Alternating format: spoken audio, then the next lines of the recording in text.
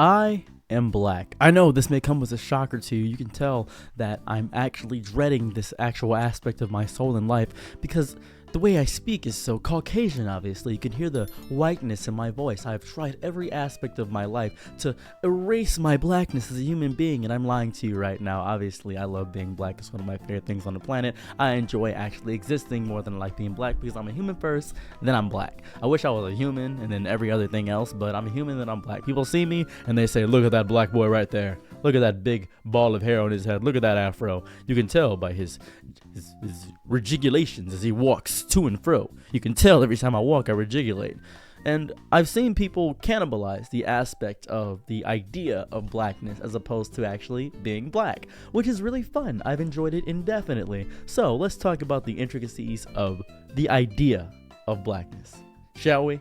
Oh, right. You guys want scenery changes and all that jazz. Let me go ahead and ghetto does not equal black. You can be perfectly ghetto, you can be a hood rat without actually being black. A lot of people conflate these ideas because the idea of blackness is often associated with something known as a black scent. It's often associated with wife beaters and sweats and do-rags and things of that variety. Black people are often viewed as a lower slum of society because often that's what's depicted in the media, and a lot of people see this idea of blackness and some people hyper cannibalize it. They think it's super cool. They say to themselves, whoa, hold up a second, I wanna do gang-related activities. This sounds really cool. I love the aspect of community. I grew up poor. I'm black. I can say the N-word, and by virtue of that, you have already put yourself into a pigeonhole. You think that just because you grew up poor or because you grew up without a parent, you are entitled to blackness. No, that is not every black experience. There's no monopoly on the idea of blackness. It doesn't exist in any capacity. It doesn't. There's no one way every single black person acts. That's never how it's operated. Well, black people are naturally angry. They get violent. They have shootouts. And no, that is the ghetto slum of society is what it does. That is known as the hood. And common associated with, black people are often depicted in the hood because they pushed a lot of black people in the hood. When they got their freedom, they pushed them to these areas. You got to understand the history before you see the disease. You got to do everything else. You can't just blame the disease without seeing everything else, the symptoms of it. That's disgusting to the entire experience, and it's very disingenuous overall. A lot of you guys are probably revving up to call me a professional victim. However, I don't use this as a crutch of my identity or a crutch to say that I'm getting underbellied and underplayed by society. I refuse to do that. Even if I am getting punched in the stomach, I'm going to get harder abs. Even if I am going to get shot, I'm going to get bulletproof skin like Luke Cage. That's what's going to happen to me because I got to work twice as hard for half as much. That means I'm 4 times as powerful. I refuse to allow society to determine what I am as a human being. I refuse to do that. It doesn't feel fun. Now then, why is this idea so fun and cool? Why is it so amazing to be black? Well, because black people make the most fun things. Not the best things, just the most fun. Hip-hop is a fun expression of words coalesced inside of the ability to do rhythmically flows inside of the beat and the background vocals. It's amazing spoken word, and the aspects is to tell you how your soul is regulating throughout the entire cosmos, coming back down, God beaming Yahweh to make you feel your way. That's the way I play. Come today. We come today to say that we are here, and we are understand we are there. We are there out of here. That is the power of spoken word. You heard? It's a feeling inside of your chest and body, and a lot of people say black people have more rhythm, they dance better, this is cool. Those are all stereotypes. Fun, positive stereotypes, but stereotypes nonetheless. And a lot of people want to be associated with the coolness factor that comes with being black, the suaveness, the type shit. Yeah, I got Riz, cuz, yeah. Hey, little mama, how you doing? Yeah, go ahead and brought that over here, man. Come on, pass it on me, put it down on me. They like to, they fetishize for some reason the aspects of the stereotypes that are positively associated with black people. Rhythm, good dancing, large phallic member, these things that are all fun, being tall, being amazing at sports, having the fun of black people. They want our rhythm, but they don't want our blues, as famously quoted before. This is the biggest issue when it comes to the idea of blackness is being cannibalized. It feels gross, and I'm not a fan of it at all. I'm not a stick in the mud, obviously. I like Hood Mr. Beast. Hood Mr. Beast is pretty cool. I like the idea of him wearing a bulletproof vest and doing all these fun little things, and I like the aspect of him being Hood. But in no way is he changing his vernacular. He is only actively changing his appearance and his outfit in order to correlate with the aesthetic of the Hood. He's not actively saying type shit, Riz, charisma, doing all this stuff. He's just putting on the outfit and being funny with it. That is playful. That is okay. For the most part, it's bordering on the teetering of it. It's much like people say, look at me and say, oh, he's teetering on the edge of genius and insanity. He's snorting that line. He's round the edge of it. And I appreciate that. That's what Mr. Beast is doing. Do I hate Mr. Beast for doing the Hood Mr. Beast thing? No, I don't, because it is an aesthetic that is not correlating on the actual weirdness of the nonsense that people want to be black. For instance, if you see a girl such as this, like Whoa Vicky or something of that variety, she more than likely, I don't know her entire background, she probably grew up around black people. Probably grew up saying the N-word, all that jazz, and that is the culture which she grew up in. She does not have suburban culture. She probably grew up in an area predominantly dominated by people who spoke in ghetto vernacular. That's okay. I don't consider black vernacular ghetto vernacular, but a lot of black people often do, because what's getting pushed out and portrayed in the media is the idea of blackness is hip-hop, streets, gangbanging, all this jazz that gets pushed out by BET and all this stuff. Despite my gripes with Tyler Perry, he does portray a significantly healthier, modest mindset of the black diaspora, which is fun. I do appreciate that, but I still hate Tyler Perry because he pushes disgusting values and nonsense, and I just despise him as a human being. I have no love for Tyler Perry. He's the worst human on the planet. I genuinely despise Tyler Perry with all my chest and soul. I don't like him. There are white people who can dance. There are white people who can cook. There are Asian women that can drive. There are Jewish people who aren't greedy. There's so many things, so many spectrum people out in the world. There are Indian people who don't scam, I guess. I don't know what the stereotype is. I'm just listing a bunch of stereotypes to be quite real with you. I don't really know all the stereotypes. But because you have this idea of a person because of their race and correlating with it, we're judging superficially immediately. One of the first lessons we learn upon growing up is to never judge a book by its cover. And the only thing I've ever seen people do ever since learning that lesson is to do the complete opposite. Every time we're taught something at a very young age, we're taught to do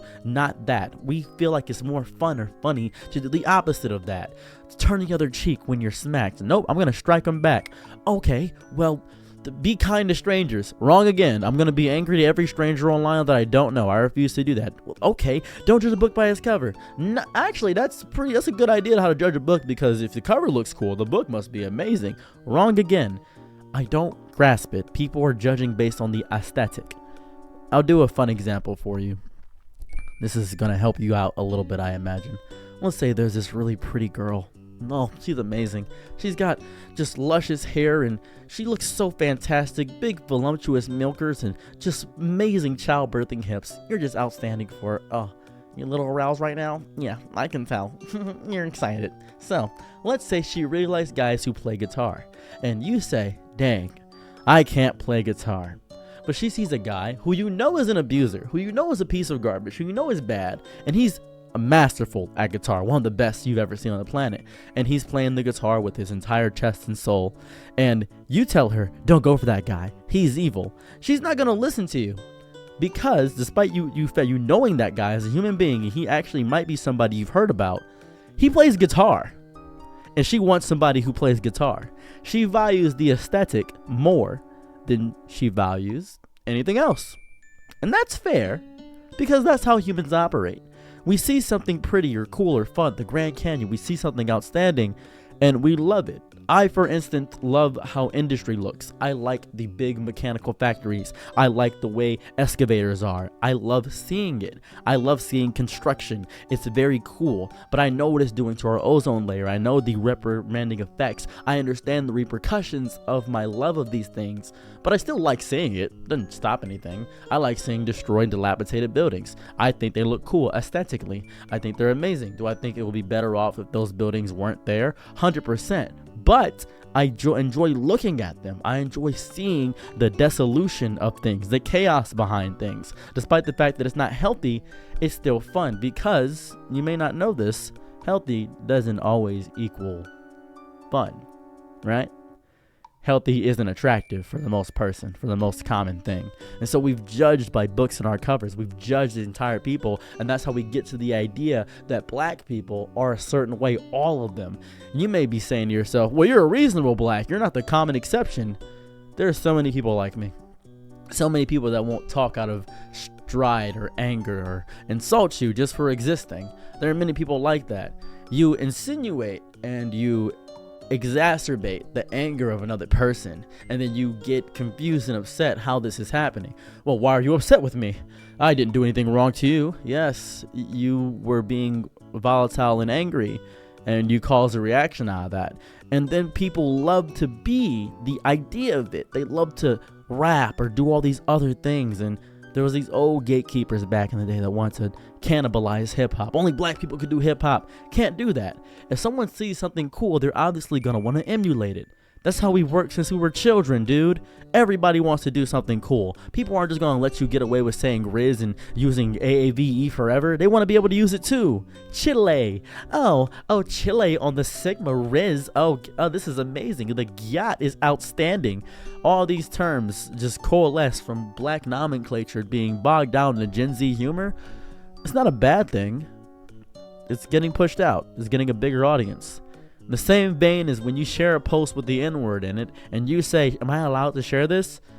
There's a bit of a paradox here, because you either share it and it seems like you said the N-word, you're agreeing with the thing, or you don't share it and it don't get the publicity. There was something that happened recently, and I want to talk about this. Mr. Beast shared a post with the N-word in it. He shared the what if 100 N-words fought against one gorilla, and he said, I need 100 men real quick. That's what he said in relation to the post. So you may be saying to yourself, okay, Mr. Beast said the N-word. No, he shared a post with the N-word in it. Big difference. If you want to use the N-word online and you're black, you have the freedom to use so, but you keep cannibalizing the word and hating when somebody bigger than you uses the word, you can't do that. You're segregating yourself. That's ridiculous. We're stuck in a bit of a paradox here, to where the idea of blackness is being coalesced to the actual reality of being black. You can shut off the idea of blackness. Billie Eilish can do it. Post Malone did it when he took it for a second. Ariana Grande does it with every other culture, every other week. That's just how she works as a human being. This is what happens. They see us. They see the coolness of what we create. They see the beauty and fun of what we create. And they want in on the creation, but not the history of it. And that's okay, because we're just going to make better things. We're just going to make things that are outstanding that they can't possibly replicate. There is an Olympic star. There's an outstanding Olympic star. She is one of the greatest Olympic stars to ever exist. Let me show you who she is. Born March 14th, 1997, standing at about 4 feet tall, to be quite real with you, very small. 28 years old, Simone Biles. She is, without any exaggeration or stretch of the word, one of the most celebrated artists when it comes to gymnastics. She is outstanding. She is a paragon of it. So good that they banned a lot of things she did, and they couldn't score her because the moves she did were too dangerous. She is the best in the sport, period. That's what it is. She's just godlike and outstanding. I didn't even care about gymnastics before she got into it, and it was outstanding because she is a powerful black woman, and that is amazing. You could copy that. You're white, Asian, whatever you want, you can copy it. Just do what she does. But the judges deemed it to be too dangerous. She is setting a new standard for the height of the world, and others will try their best to follow suit. And there are other races that do so. There are some people that are so good at specific things. Magnus Carlsen with chess, who is outstanding and one of the best grandmasters to ever do it. I think he's godlike. I really do. There are people in the streaming community that go above and beyond just by being basic or regular. As much as I despise him as a human being, Asmongold still is at the paragon of when it comes to getting sensationalism just by basically doing nothing. Same with XQC. They had moments in their past that caused them to be what they are now, but then there are people that take streaming to new heights. And despite your gripes with them, if you have any gripes with them, Kai Cenat, I Show Speed. Their speed is traveling the world, and right now, as I'm making this video, he is actively, with the FIFA head, actually having a conversation with them. I Show Speed just did Streaming University to help a bunch of youth actually get better at streaming. This is building community. This is fun. This is taking what we are and not relying on the stereotype of what we are. That's what it is. An idea starts with a thought. Sometimes that thought is born of anger and malice. Other times that thought is born out of love and respect. Who knows where it may go? But I know that the idea of my identity is not actually my identity. I am strong, resilient, and persevering. Not because I am black, because I am more than black. I am human. I have all the traits of being human. I exist and I matter. I really do. My life matters not because I'm black, but even if my life is black, my life matters. Not because of it, but even if it is. That is a hard reality for some people to accept. It's a hard reality for people to not see something and not want to be that thing without understanding why that thing is impactful or important. What was often traded for efficiency was often essential in the first place. You cannot make the soul food and the burger without the love and the food and care. You can't do that. You can't create the videos I create with all the nonsense editing that you do because it doesn't have the heart and authenticity and me doing this all in one take for some disgusting reason. That's what happens. That's the reality of the world. That's how it functions. That's how it works. Thank you so much for tuning to the end of my video. I appreciate you. If you want to see me stream, I stream 7 p.m. and 10 p.m. EST. If you want to like, comment, and subscribe, you're more than welcome to do that. I have a bunch of platforms. I showed them off in a flash in the beginning of this video. I am going to play one of my favorite songs of all time as my outro. It is Like That by Taraj. He is a black artist locally in Detroit. He's one of my favorites of all time. If you want to listen to it, I gave you the title. Enjoy the little snippet. Have a lovely day or night wherever you're at. And I don't hate you for copying black people. I'm not even telling you not to do it. I'm just telling you that it's happening. Bye. I'm your nigga night, be my lower low. Ooh, happy to try what you need. Your world, I love to live in it. Ooh, I love the ride when you're free.